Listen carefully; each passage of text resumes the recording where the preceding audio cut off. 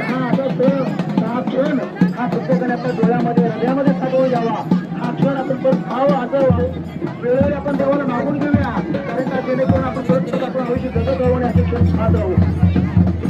हा आनंदमय क्षण पाहण्यासाठी जे आपल्या प्रतिकृतीतून आलेल्या सर्व भक्तांचं, आमच्या ग्रामस्थ, ग्रामपंचायत, यात्रा कमिटी या सर्वांच्या वतीने आभार मानतो. कारण का आपल्या सर्वांच्या उपस्थितीमुळे आज या यात्रेला खरोखरच असा अगदी आनंदाचं स्वरूप मिळालेलं आहे.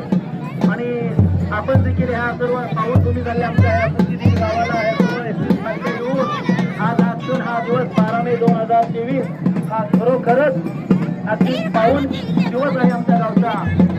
यापूर्वी जसं मी जन्मल्यापासून आजपर्यंत भेटी झाल्या, यात्रा झाल्या, आपण 21 पालख्या आणि 4 चौकी मी माझ्या आयुष्यात पहिल्यांदा पाहत आहे.